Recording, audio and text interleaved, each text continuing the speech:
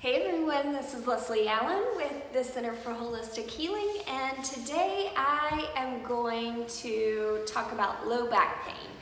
And what can you do? I'm going to show you all my favorite sequences that you can do in order to help manage if you have tweaked your back, or maybe you wake up with early morning stiffness, or by the end of the day you're starting to feel a little tightness in your back.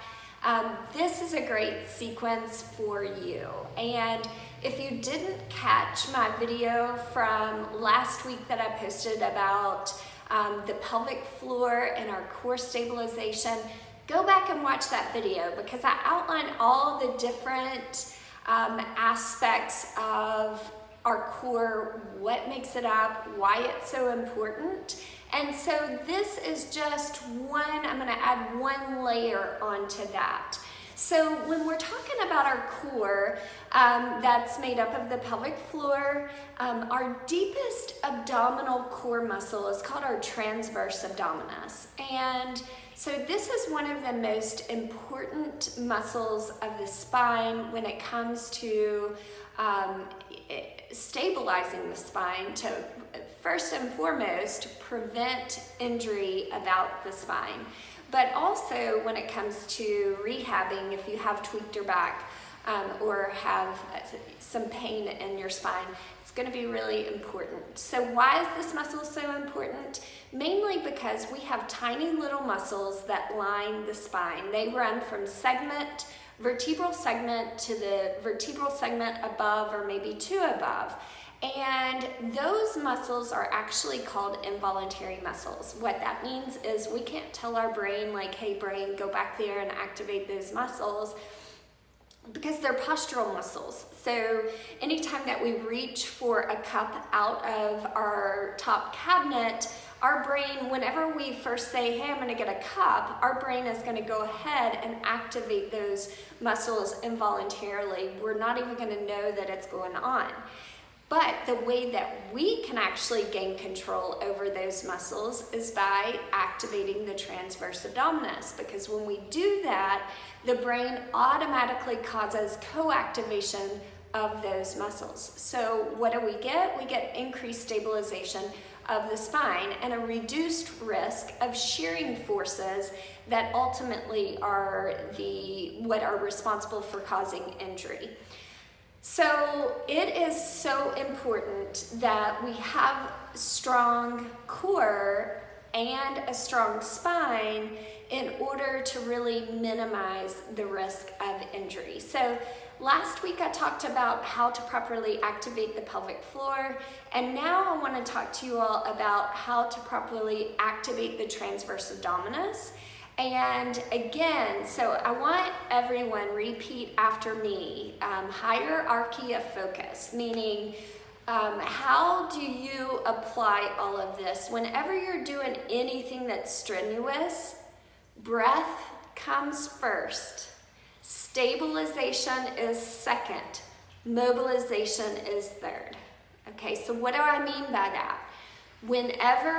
If you're working out or you're getting ready to lift something heavy, you need to make sure that you have your breath, that you activate your stabilizers.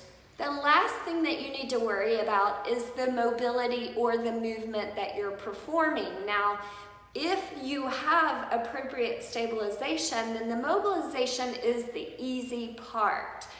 So, pelvic floor activation, we talked about that last week. How do we get this transverse abdominis to fire?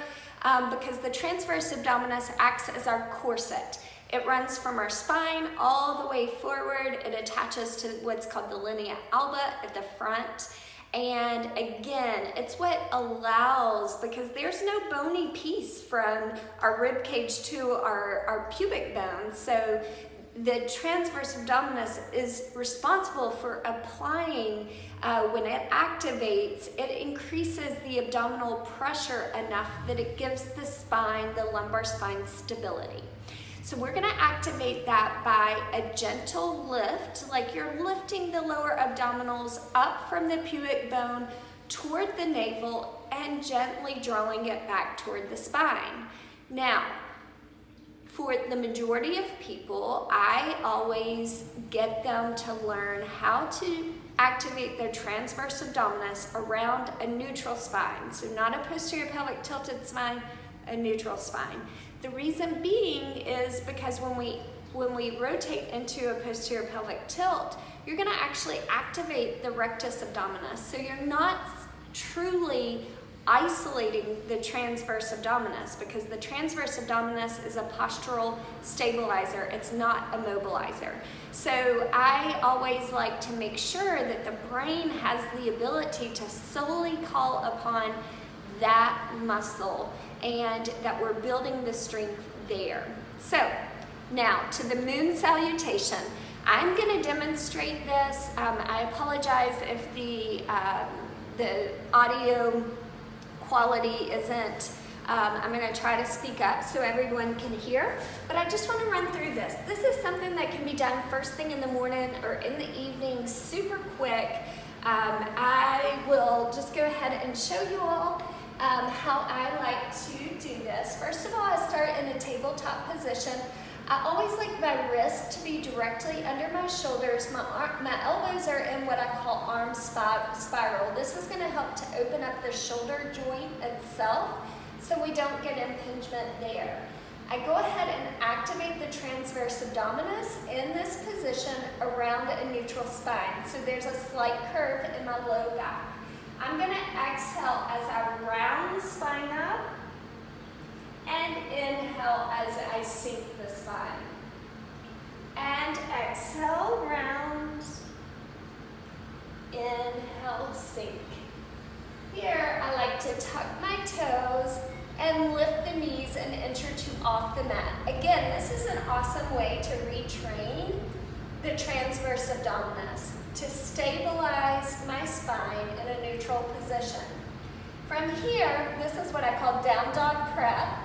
And from here, I want to move from down dog prep to downward facing dog, but again, keeping my spine in a nice neutral position. So I'm going to do that by actually keeping my knees bent and leading up through my sit bones. Now, as you notice, with my heels, I have a blanket there just because it feels lovely and my calves are always super tight. So you just want to pedal out those hamstrings, your calf muscles. Those are so important for the integrity of the low back.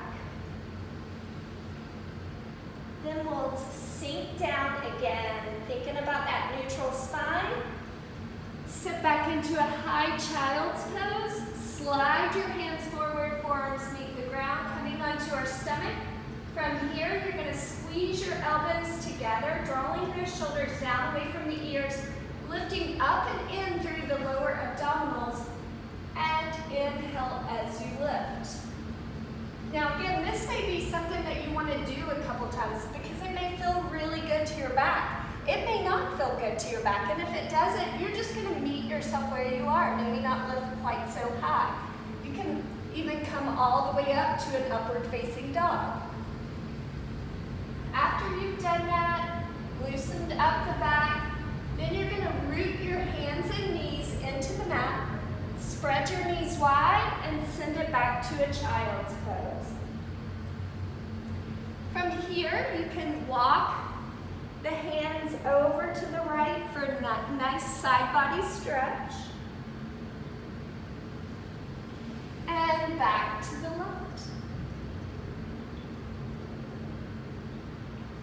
Bring it back to midline and bring it back up.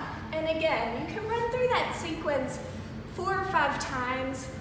It only takes about 5 minutes. Now, I do want to say, disclaimer, is that that flow that I just did, the moon salutation, that is for healthy spines.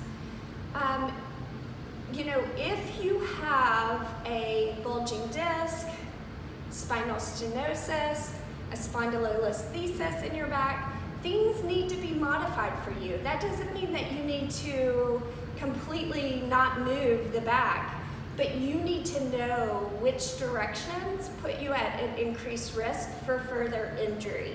So if that is the case for you, you know, working one-on-one with a physical therapist videos just to give you those instructions of how to make those modifications and really make sure that you are moving and exercising in a safer zone would be really helpful. All right, if anybody has any questions, make sure to let me know. The next video that I plan on doing is covering the neck. I always kind of work with clients in a very sequential manner because honestly, even if someone comes to me for shoulder pain, it's typically due to they're not stabilizing. It's a postural issue. They're not stabilizing appropriately. So then when they mobilize their shoulder, they're getting impingement or whatever. So, but when it comes to the body, you have to start with the base, and that is our lumbopelvic region. It's what connects our upper body and keeps it over our base of support, which is our lower body. So this is why this is so important to really gain control and insight over how to appropriately activate these deeper core muscles. All right, I hope everybody found this helpful. Let me know if anyone has any questions, and I'll see you later.